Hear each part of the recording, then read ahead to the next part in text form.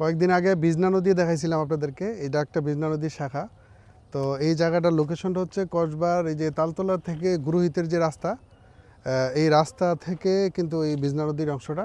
হ্যাঁ, তো আমি যদি আপনাদেরকে দেখাই একটু সামনে, এটা হচ্ছে বিজনা, কিন্তু এদিক দিয়ে কাজ হয়েছে, এদিকে কিন্তু আপনার খনন হয়েছে প্রচুর, এবং দুই পাশে কিন্তু পরিষ্কার, এবং পানিও কিন্তু স্রোত আছে মোটামুটি ভালো।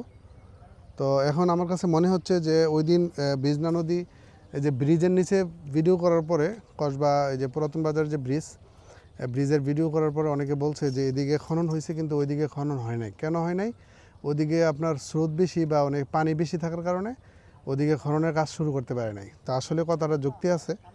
তো এই জায়গাটা দেখলাম যে আসলে এখানে কিন্তু নদীর মতো মনে হয়, যে খুব ভালো একটা অবস্থা আছে, এবং ওই পাশেও কিন্তু নদীর মতো ভালো একটা অবস্থা আছে সামনে।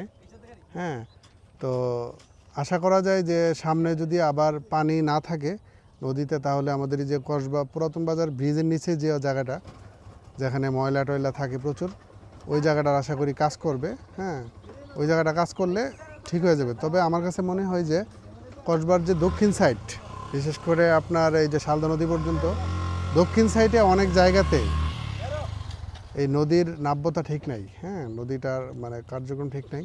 এইটা কিন্তু এদিক দিয়া এই যে তালতলার যে রাস্তাটা একটু সামনে একটু, এখান থেকে এই নদী কিন্তু যাইতে যাইতে যাইতে যাইতে একদম ওই যে দরখারের যে দরখারের তিতাস নদী কিন্তু এই নদীটা গিয়ে লাগছে।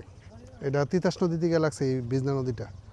তো আসলে একটা সময় এই নদী দিয়া কিন্তু পানির স্রোত থাকতো, মানুষে মাছ ধরতো, বড় ধরনের কী যে কয়, আমাদের এদিকে বলে খরা জাল, তারপর মানুষে কোনি জাল দিয়ে মাছ ধরতো। তো এই নদী থেকে কিন্তু আবার পানি সেচ দিয়া আশেপাশের জমিগুলো হইতো। তো এই নদীটা অবস্থা যদি ভালো না থাকে তাহলে এটার ভবিষ্যৎ ভালো না। তো এই আর কি। ঠিক আছে, তো ভালো থাকবেন সবাই। আল্লাহ হাফেজ, আসসালামু আলাইকুম।